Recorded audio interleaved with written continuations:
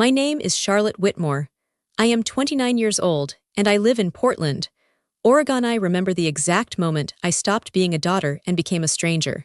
It was Thanksgiving dinner, and we were eating inside the humid family greenhouse because my mother wanted the perfect aesthetic. My shirt was sticking to my back from sweat. I was exhausted. I had just spent 3 weeks fighting to secure a $25,000 contract that saved our family nursery from bankruptcy. My sister, Ashley, sat across from me. She looked perfect, as always. She had just received a callback for a 10-second juice commercial. My father, Robert, stood up. He tapped his glass. I waited for him to mention the contract. I waited for a thank you. Instead, he raised his wine glass to Ashley. "To our star," he said, beaming, "for bringing beauty into this world." I couldn't help it, I spoke up. "Dad, I just saved the business today. The contract is signed." He looked at me with cold, flat eyes. He didn't even blink. He said the words that destroyed my entire childhood in 10 seconds. "Charlotte, stop being jealous. You were born to tend the soil so Ashley can bloom. That's the natural order." The table went silent. I felt a strange calm wash over me. I reached into my pocket and pulled out the heavy master key ring. It held the keys to the irrigation system, the delivery trucks, and the office safe. I looked at the steaming bowl of mashed potatoes in the center of the table. I dropped the heavy, dirty keys right into the middle of the soft white mound. Plop. I stood up and looked my father in the eye. "Then the soil is on its own. But before I tell you how everything flipped, like and subscribe, drop a comment. Where are you watching from?" My name is Charlotte Whitmore. I am 29 years old. I walked out of the greenhouse, and the cold air hit me like a slap in the face. It was shocking, but it felt good. Inside, the air had been thick, hot, and smelled like damp earth and expensive fertilizer. Outside, it was just the freezing Portland rain. It was clean. It washed the smell of the turkey and the heavy perfume of the orchids off my skin. I didn't run. I didn't cry. I just walked. My boots crunched on the gravel driveway. I could hear the rain drumming against the plastic roof of the greenhouse behind me. I knew exactly what was happening inside that glass building. I didn't need to see it. I knew the physics of it better than anyone. I had left the main door wide open. The hydraulic arm was broken. It wouldn't close on its own. I was the one who was supposed to fix it next week. Now, the cold wind was rushing in. The greenhouse was set to 75 degrees with 80% humidity. The outside air was 38 degrees. I did the math in my head as I walked to my beat-up sedan. It was simple thermodynamics. The heat would escape in less than 20 minutes. The industrial heater in the back corner had a safety trip switch. If the temperature dropped too fast, the heater would shut off to prevent a gas leak. It needed a manual reset. The key to the reset panel was on the ring I had just dropped into the mashed potatoes. The orchids would feel the chill in an hour. By midnight, they would be in shock. By morning, 10 years of breeding work would be brown mush. "Not my problem," I whispered. My voice sounded strange in the open air. "Not my problem." I got into my car. It was a 10-year-old Honda that smelled like old coffee and soil. I sat there for a moment, gripping the steering wheel. My hands were shaking, not from cold but from adrenaline. I looked at the house one last time. It was a beautiful house, a sprawling Victorian estate that my great-grandfather had built. It looked warm and inviting with the lights glowing in the windows. But to me, it looked like a prison I had just broken out of. I started the engine. It sputtered, then caught. I backed out of the driveway, my headlights sweeping over the sign, Whitmore and Daughters Nursery. The S in Daughters had been added 6 years ago when Ashley turned 18. She had never planted a seed in her life, but she got her name on the sign. I shifted gears and drove onto the dark highway. The rain was coming down harder now.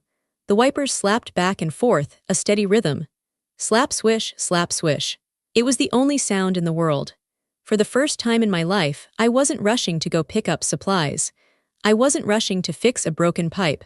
I wasn't rushing to meet a delivery driver. I was just driving. I reached for my phone. It was buzzing on the passenger seat. Dad flashed on the screen, then Mom, then Ashley. I didn't answer. Instead, I pulled over into a gas station parking lot about 5 miles down the road. The fluorescent lights hummed overhead. I took a deep breath and picked up the phone. I didn't check the messages. I opened my banking app instead. My fingers hovered over the screen. This was the scary part. This was the part where I cut the rope. For 7 years, since I was 22, I had been paying the rent for my parents' city apartment. They claimed they needed a place in downtown Portland to network for the business. They said the farm was too far out for meetings. The rent was $2,800 a month. I paid it from my personal account. My salary at the nursery was barely enough to cover my own small studio apartment and my car, but I paid their rent first. I ate instant noodles so they could have a doorman. I wore thrift store clothes so they could have a view of the river. I looked at the recurring transfer line. Whitmore City apartment, $2,800. Next payment scheduled tomorrow. I pressed cancel. A box popped up. Are you sure? I pressed yes. Recurring transfer canceled. I felt a weight lift off my chest. It was physical. I actually sat up straighter. Then I went to the credit card section. There was a business card in my name, but my mother carried it for emergencies. I looked at the recent charges. Nordstrom, $450. Sephora, $200. Lunch at Le Pigeon, $180. Those weren't emergencies. I pressed report lost/stolen. The app asked if I wanted to freeze the card immediately. I pressed freeze. It was done. In 2 minutes, I had cut off the money supply that fueled their lifestyle. I knew what would happen. The card would be declined the next time my mother tried to buy a latte. The landlord would call my father in 3 days when the check didn't arrive. They would panic. I put the phone down and looked out at the rain. I was technically homeless. I couldn't go back to my apartment tonight. My parents had a spare key, and I knew they would be waiting there to scream at me. I needed to go somewhere they wouldn't look. I put the car in drive and headed toward the coast. I didn't have a plan. I didn't have much money in my savings because I had given it all to them. But I had a full tank of gas, and for the first time in 29 years, I owned my own time. The silence in the car was beautiful. No one asking me to do anything. No one criticizing my clothes. No one telling me I looked tired. Just the rain and the road. As I drove toward the ocean, the silence gave my mind space to think. Memories started coming back. Not the happy ones people talk about at holidays. I didn't have many of those. These were the memories that explained why I left. I remembered being 12 years old. It was a Saturday in July. The nursery was busy. My father was yelling about a delivery of fertilizer that had been dropped at the wrong end of the property. "Charlotte," he shouted.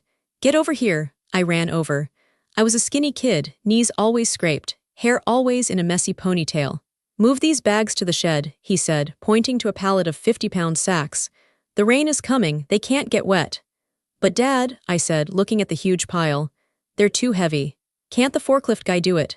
"He's busy," Dad snapped. "Don't be lazy, use your legs." He walked away. I spent the next 2 hours dragging those bags. The rough plastic scratched my arms until they bled. The chemical dust made me cough. My back screamed in pain. While I was dragging the last bag, I looked up at the house. The window to the sunroom was open. I saw Ashley. She was 10. She was wearing a pink leotard. My mother was adjusting Ashley's posture. "Chin up, darling," I heard my mother say. "You have such a graceful neck. You were made for the stage." Ashley did a little spin. They both laughed. They were drinking lemonade. I looked down at my bleeding arms and my dirty boots. I wasn't made for the stage. I was made to carry the heavy things so Ashley could be light. That was the dynamic. It never changed. It only got worse as we got older. When I was 19, I was in college studying botany, but I was still running the nursery's payroll on weekends. One Friday, the system crashed. We had 20 employees waiting for checks. My father was useless with computers. He threw a stack of papers at me. "Fix it, Charlotte. If they don't get paid, they walk." I missed a huge party at my dorm. I missed a date with a guy I really liked. I sat in the dusty back office for 14 hours, manually entering data, sweating, crying from stress. I got it done at 3 a.m. The next morning, I walked into the kitchen, exhausted, eyes swollen. My parents were eating pancakes with Ashley. "Oh, look who's finally up," Mom said, not looking at me. "Ashley just told us the wonderful news. Her drama teacher says she has immense potential." "We're so proud," Dad said, beaming at Ashley. "We're going to pay for those extra voice lessons. It's an investment." "What about the payroll?" I asked. "I saved the company last night." Dad waved a fork at me. "That's just administration, Charlotte. It's expected. Don't fish for compliments, it's unbecoming." That word, expected. My labor was expected. It was invisible. It was like running water or electricity. You only notice it when it stops. But Ashley was the art on the wall. She was there to be admired. I realized something as I drove through the dark woods of the coastal range. My family wasn't accidentally dysfunctional. It was engineered. It was built this way on purpose. They needed a workhorse and they needed a show pony. I was the horse. Ashley was the pony. They raised me to be responsible, to be guilty, to be afraid of failure. They raised Ashley to be helpless, to be vain, to believe she deserved everything just for existing. I thought about the money. The $2,800 rent. 2 years ago, I tried to tell them I couldn't afford it anymore. My car needed a new transmission. I can't pay the full rent this month, I had told my mother. She didn't get angry, she got sad. She did this thing where her eyes filled with tears and her voice got very small. "Oh, Charlotte," she whispered. "After everything we've done for you, we gave you a job, we gave you a purpose. And now you want to evict your own parents. I don't want to evict you, Your father works so hard," she interrupted. "His back is bad. He needs that elevator building. The stairs at the farm hurt him. Do you want him to be in pain?" "No," I said. "Then figure it out," she said, her voice suddenly hard and cold. "Figure it out, Charlotte, that's what you're good at." So I did. I didn't fix my car. I rode the bus for 4 months. I paid their rent. I slammed my hand against the steering wheel. The anger was rising up in my throat like bile. I had been so stupid. I had bought their lies. I thought if I worked hard enough, if I sacrificed enough, one day they would look at me the way they looked at Ashley. But they never would. Because if they admitted I was valuable, they would have to stop using me. And they enjoyed using me too much. The next morning, I woke up in a cheap motel room in Seaside. The bed was hard and the room smelled like bleach, but I slept better than I had in years. I turned on my phone. The screen exploded with notifications.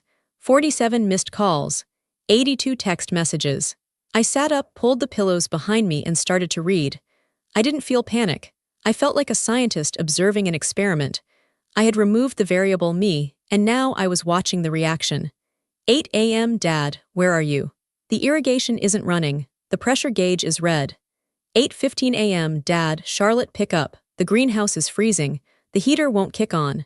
9:30 a.m. Mom, stop this childish tantrum. Your father is very stressed. Come fix the boiler. 10:45 a.m. Ashley, Char, seriously, I can't find the coffee filters. And Mom is crying. You're ruining Thanksgiving weekend. I laughed, a dry, short laugh. Ashley couldn't find the coffee filters. That was her crisis. Meanwhile, the nursery was dying. By noon, the texts changed tone. They went from annoyed to panicked. 12:30 p.m. Dad, the orchids are dropping leaves. I don't know the password for the climate control panel. You changed it last month. What is it? I remembered that. I had changed the password because Dad kept messing with the settings and killing plants. I had told him the new password 3 times. He never wrote it down. I don't need to know, he had said. That's your job. Well, now it was nobody's job. 2 p.m. Ashley, my skin is breaking out from the stress. I have an audition on Tuesday. You are so selfish, Charlotte. Come back right now.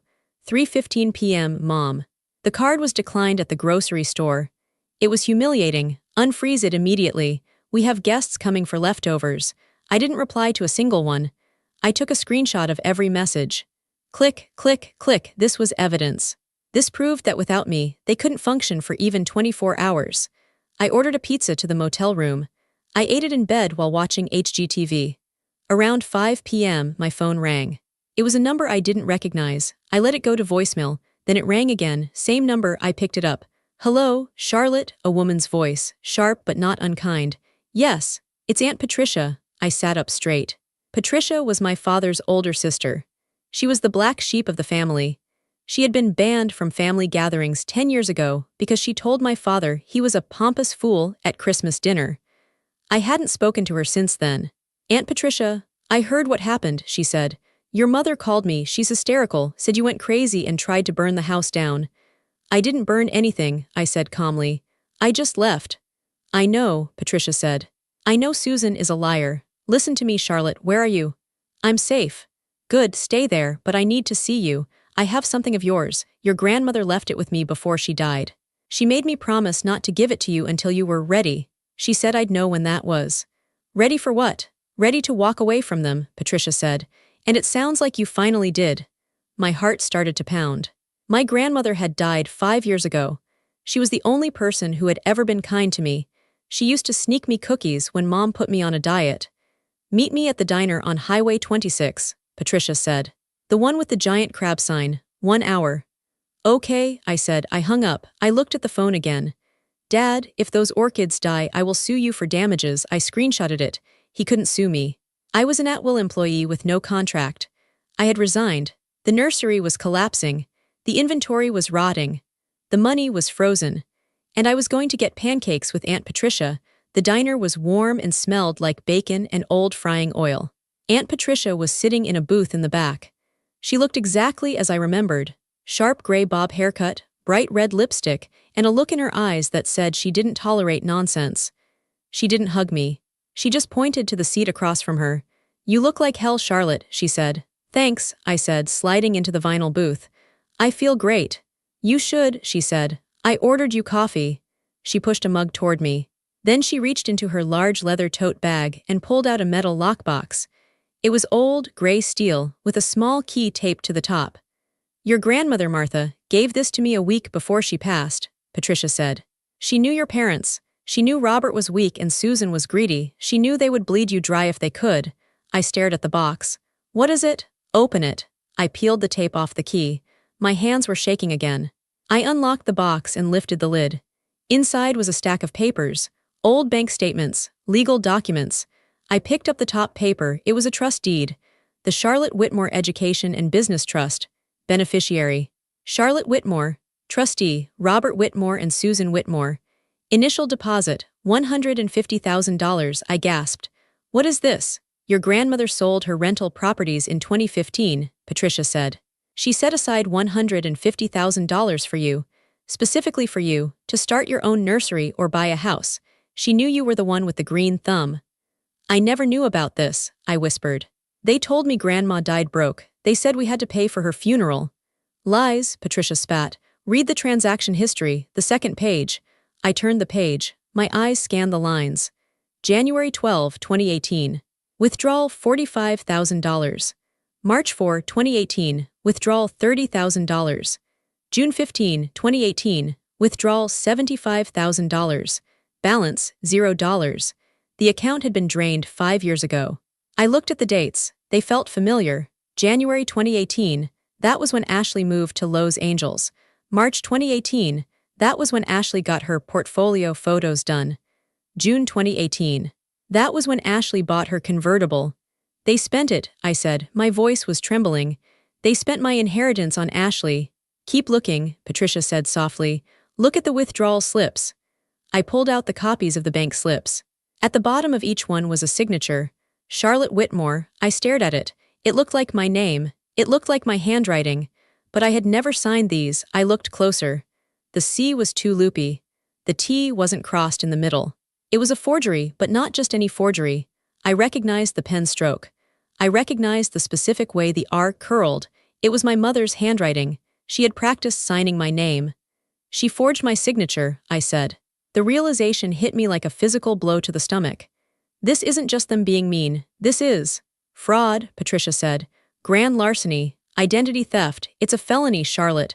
I sat back in the booth. The diner noise faded away. I thought about the last 5 years. I thought about eating ramen noodles. I thought about wearing shoes with holes in the soles. I thought about begging them for a raise and being told there was no money. There was money. There was $150,000. It was mine, and they stole it to buy Ashley a convertible. I wasn't just a victim of bad parenting. I was a victim of a crime. Something inside me snapped. But it wasn't a loud snap. It was a quiet, hard click, like a lock turning. The sadness evaporated, the guilt evaporated. All that was left was cold, hard clarity. I looked at Aunt Patricia. They did this. They did. And you have the originals? I do. I took a sip of the coffee. It was bitter and hot. I'm not going back to fix the boiler, I said. Patricia smiled. It was a fierce, shark-like smile. Good. I pulled out my phone. I didn't look at the text from my dad. I dialed a number I had looked up on Google earlier just in case. But now I had a reason. Who are you calling? Patricia asked. I put the phone to my ear. I kept my voice steady, professional. The police, I said. Non-emergency line, the operator answered. Dispatch. Hello, I said. My name is Charlotte Whitmore. I would like to report a theft and forgery. The amount is over $100,000. I have the documents in front of me. Yes, I know who did it. I looked at Aunt Patricia. She raised her coffee mug in a toast. I'm ready to file a report, I said into the phone. The game was over. I was done being the soil. It was time to be the storm. The police station did not look like it did in the movies. It was much quieter, and it smelled like old coffee and floor wax. I sat on a hard plastic chair in the waiting area. The fluorescent lights overhead were buzzing. It was a low, steady sound, like a fly trapped in a window. Zzzzzzz. It made my headache worse. I held the metal lockbox on my lap. My hands were gripping it so tight that my knuckles were white. Aunt Patricia sat next to me. She was reading an old magazine, but I knew she wasn't really reading. She was watching me. She was guarding me. You don't have to do this, Charlotte, she said for the third time. We can just hire a lawyer. We can sue them in civil court. You don't have to talk to the police. I looked at the scuff marks on the linoleum floor. I shook my head. No, I said. My voice sounded small but steady. Stealing is a crime, Aunt Patricia. If a stranger walked into the nursery and took $150,000 from the safe, would we just sue them? No, we would call the police. We would want them arrested. It's different, she said softly. It's your mother and father.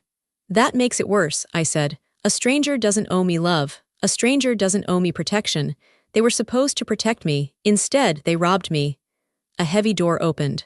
A man in a gray suit walked out. He looked tired. He had bags under his eyes and a coffee stain on his tie. He held a clipboard. Charlotte Whitmore, he called out. I stood up.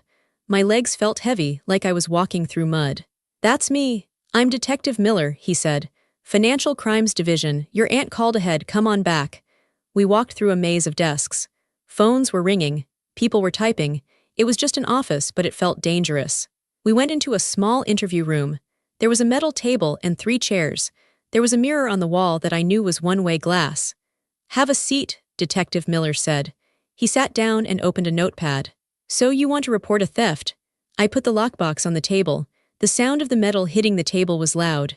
Clang. I want to report a theft, a forgery and fraud, I said. I opened the box. I took out the stack of papers Aunt Patricia had given me. I laid them out in a row. 1, 2, 3, 4. This is a trust fund, I explained. My grandmother, Martha Whitmore, set it up for me in 2015. She deposited $150,000. It was for my education or to start a business. I am the sole beneficiary. Detective Miller picked up the trust deed. He put on a pair of reading glasses. He read it slowly. Okay, he said. Looks standard. Robert and Susan Whitmore are listed as trustees until you turn 25. When did you turn 25? 4 years ago, I said. But I never saw this money. I didn't know it existed until yesterday. And where is the money now? He asked. Gone, I said. All of it. I pushed the bank statements toward him. Look at the withdrawals. They started in January 2018. That was 6 months before I turned 25. They drained the account before I could legally take control of it. Detective Miller looked at the statements. He frowned. These withdrawals are signed. Charlotte Whitmore. Is this your signature? I took a deep breath. This was the moment. This was the moment I turned my parents into felons.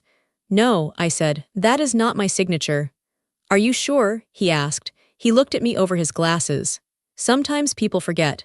Maybe you signed something without looking. Maybe they told you it was for something else. I am sure, I said. I reached into my purse and pulled out my driver's license and a check from my own checking account. I placed them next to the forged withdrawal slip. Look at the C, I said. I write my C with a sharp loop at the top. This C is round, it's bubbly. And look at the T. I cross my T straight through the middle. This T is crossed at the very top with a little slant. I pointed a shaking finger at the paper. That is my mother's handwriting. She tries to make it look fancy. She thinks bubbly letters look upper class. I have seen that handwriting on birthday cards and grocery lists my entire life. She signed my name. Detective Miller pulled a magnifying glass from his drawer. He leaned in close. He looked at the real signature and then the fake one. He did it for a long time. The room was silent except for the buzzing light. It's not even a good forgery, he muttered. It looks practiced but shaky. He looked up at me. Okay, let's assume this is a forgery. We need to establish a timeline. To prove fraud, we need to show that the money wasn't used for your benefit. If they spent this money on your medical bills, or your tuition, or your car, it's not theft. It's just mismanagement. I laughed. It was a dry, cracking sound. My benefit, detective, let me tell you about January 2018. I closed my eyes, I could see it clearly. January 12, 2018, I said. Withdrawal of $45,000. That was the week of the big freeze. I was working at the nursery. I was 24. I was making $12 an hour. My boots had holes in them. My toes were blue from the cold. I asked my father for a raise so I could buy new thermal gear. He told me the business was struggling and I needed to sacrifice for the family. I opened my eyes. That same week, my sister Ashley moved to Los Angeles. She wanted to be an actress. She needed an apartment. She rented a place in West Hollywood. My mother told me Ashley had saved up from babysitting, but Ashley never babysat. Ashley never worked a day in her life. Detective Miller wrote this down. So the money coincided with your sister's move? Yes, I said. $45,000 covers a year of rent in a luxury building plus furniture. While I was taping my boots together with duct tape. Okay, Miller said. Next one, March 4, 2018, $30,000. My birthday, I said. I remember because they forgot it. They were in Los Angeles visiting Ashley. They sent me a text message. Happy birthday, hold down the fort. That was it. No gift, no card. But Ashley posted a photo online that day. She had hired a branding team and a professional photographer for headshots. Do you know how much a top-tier Hollywood branding package costs? About $30,000. I felt the anger rising in my chest. It wasn't hot anger anymore. It was cold, it was ice. They used my money my grandmother left for me to pay for my sister's vanity, I said. They stole my future to buy her a fantasy. June 15, 2018, Miller read. $75,000, the big one. The convertible, I said flatly.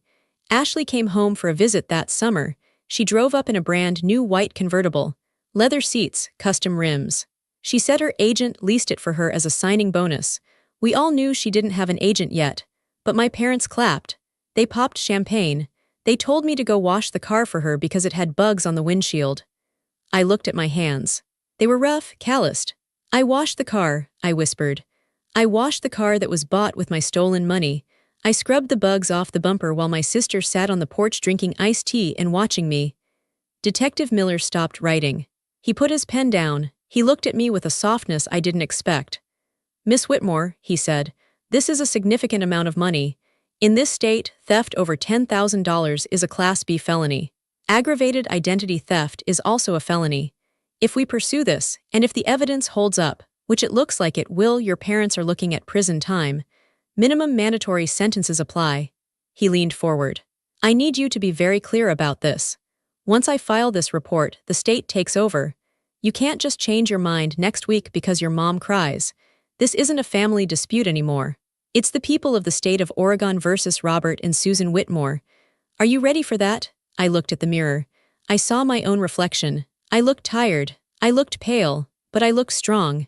For years, I had protected them. I had covered their mistakes. I had paid their bills.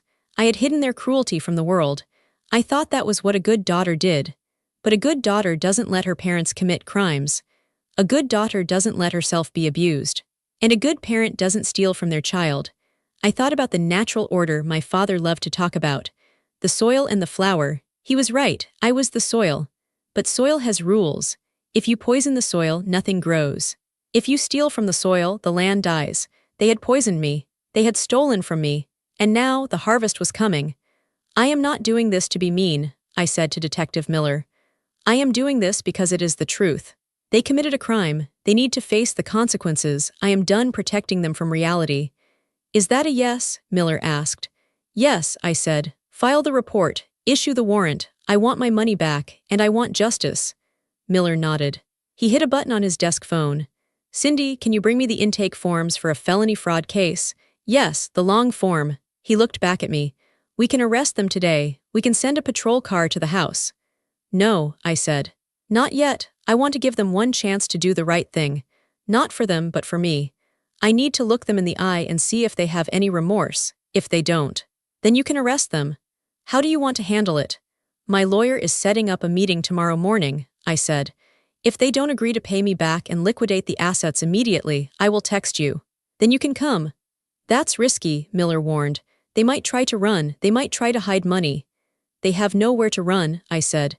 I cut off their credit cards yesterday. They have no cash, they have no friends.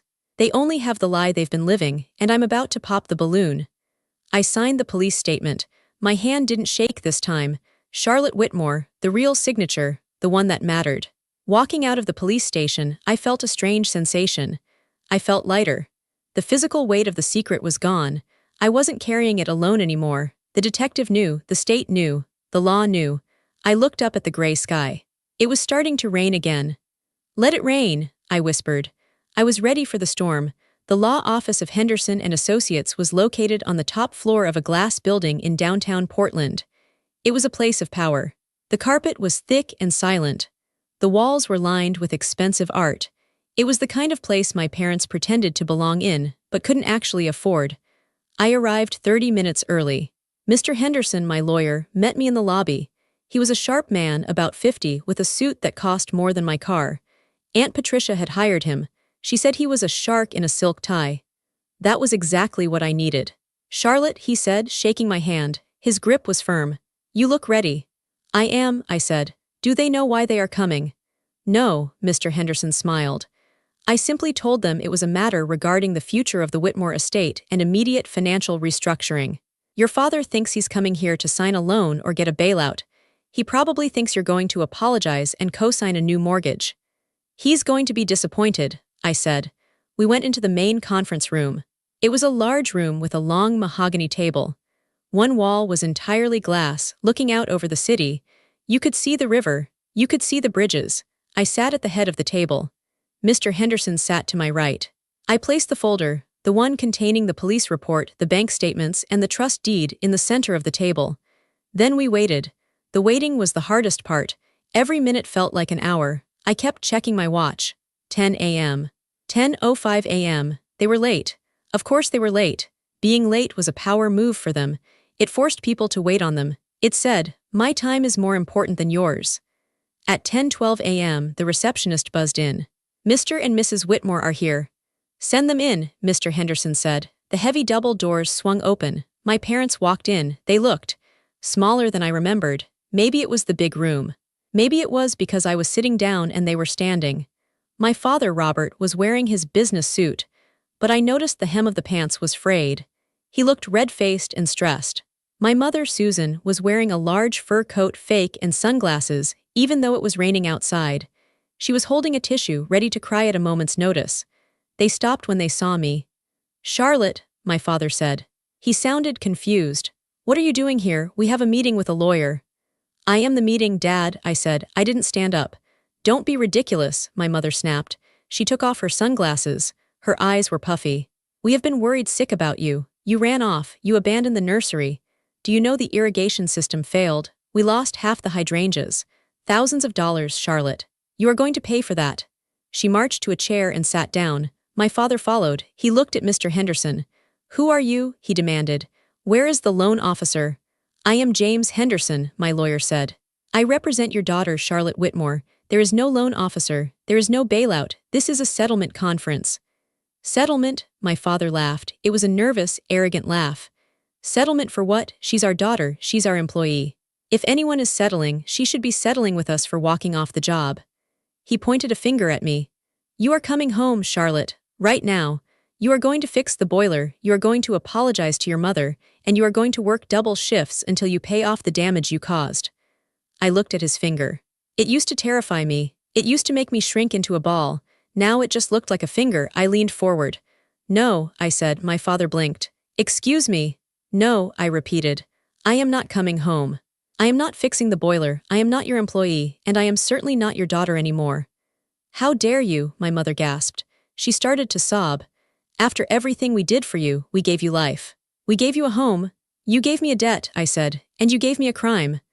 I reached out and slid the folder across the table. It stopped right in front of my father. "Open it," I said. He looked at the folder. He looked at me. He saw something in my eyes he had never seen before. He saw that I wasn't afraid. He opened the folder. He saw the top document, the Charlotte Whitmore Education and Business Trust. He went pale. His red face turned gray in an instant. What is this?" he stammered. "You know what it is," I said. "Keep reading." He turned the page. He saw the withdrawal slips. He saw the highlighted signatures. My mother leaned over to look. When she saw the signatures, her own handwriting, she made a noise like a dying animal, a high-pitched whimper. She pulled her fur coat tight around her neck. That's a mistake, my father said. His voice was shaking. This is just paperwork, it's a misunderstanding. It's not a misunderstanding, Robert, I said. It's a felony, grand larceny, aggravated identity theft, wire fraud. I pointed to the papers. I went to the police yesterday. I spoke with Detective Miller at the Financial Crimes Division. He has the originals. He has verified that the signatures are forgeries. He is ready to arrest you. My parents froze. The silence in the room was absolute. You could hear the rain hitting the glass window. You went to the police, my mother whispered. She looked at me with horror. You called the police on your own parents. You stole from your own child, I shot back. $150,000. You stole my grandmother's gift to me, and what did you spend it on? Ashley's apartment, Ashley's car, Ashley's failed acting career. We had to help her, my mother cried. She has so much potential. She just needed a chance. We were going to pay it back, Charlotte, we swear. As soon as Ashley got a movie role, we were going to put the money back. Ashley has been in LA for 5 years, I said. She hasn't had a job. She hasn't had a role. She has had a party funded by me. It's family money, my father yelled, slamming his hand on the table. He was trying to regain control. He was trying to be the big scary dad again. It all belongs to the family. You are selfish, Charlotte. You always have been, hoarding money while your sister struggles. It wasn't family money, Mr. Henderson interjected. His voice was calm and cold as ice. It was a trust. Legally, that money belonged to Charlotte and Charlotte alone. By accessing it without her permission, you committed theft. By signing her name, you committed forgery. These are facts. They are not up for debate. Mr. Henderson leaned forward. Here is the situation. Detective Miller is waiting for a text message from Charlotte. If she sends that text, a squad car will be at your house in 20 minutes. You will be arrested. You will be handcuffed. You will be booked into the county jail. Bail will likely be denied because you are flight risks. You will go to trial. And with this evidence, you will go to prison for at least 5 years. My father slumped in his chair. He looked like a balloon that had been popped. The arrogance was gone. Prison, he whispered. I can't go to prison, I have a bad back. Then you shouldn't have committed a crime, I said.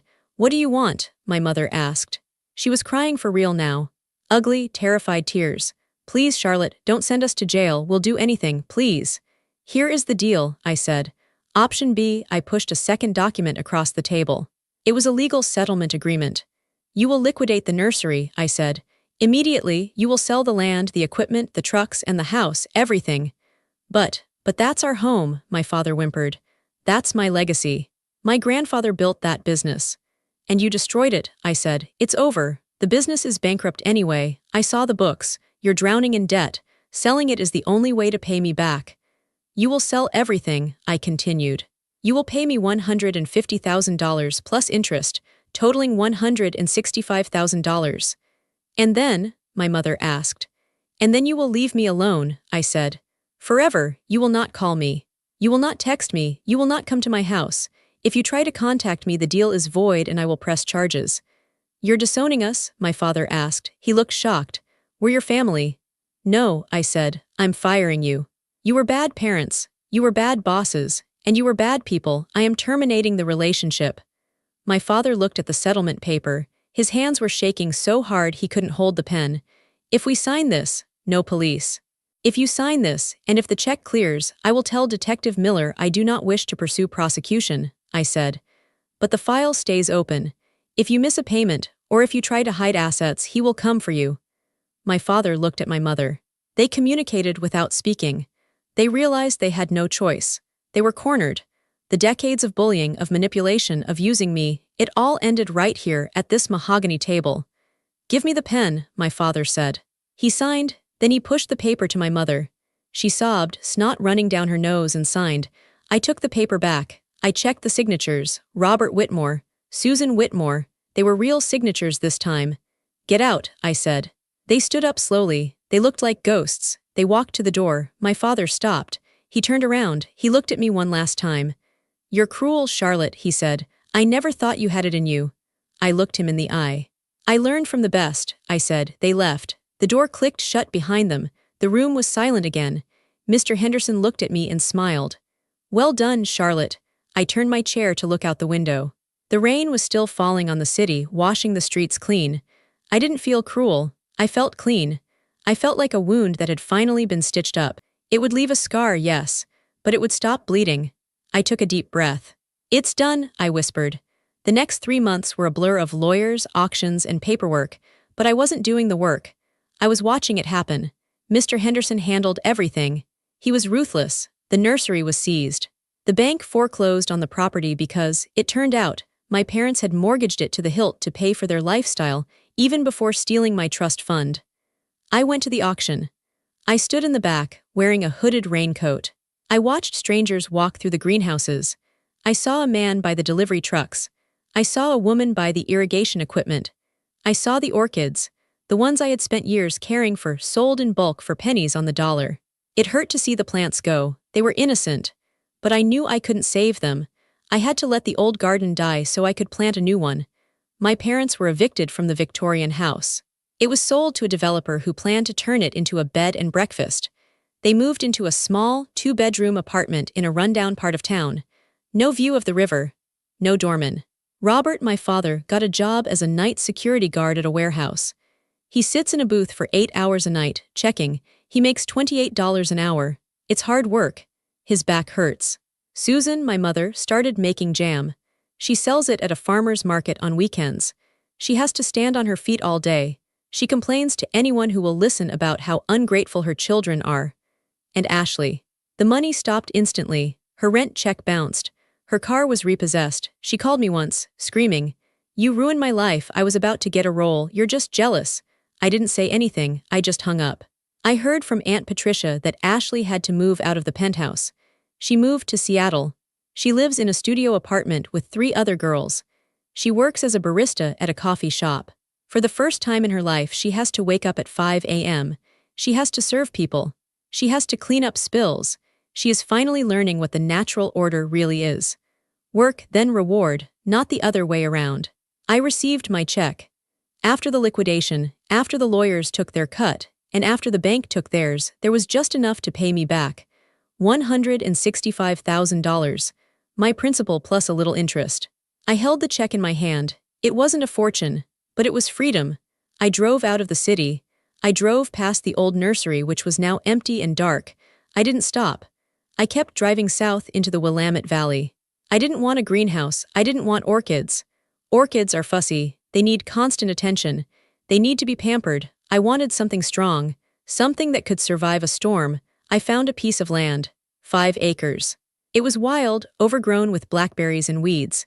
Most people would see a mess. I saw potential. I saw soil that hadn't been touched in years. Soil that was resting. I bought it. Cash. The day I signed the deed, I went to the land alone. I parked my old Honda in the tall grass. I walked to the center of the property. The wind was blowing through the fir trees. It was quiet. No shouting, no demands, no "Charlotte, fix this," just the wind. I took a shovel from my trunk. I dug a hole. I didn't plant a flower. I planted an acorn, a valley oak. Oaks grow slow, but they grow deep.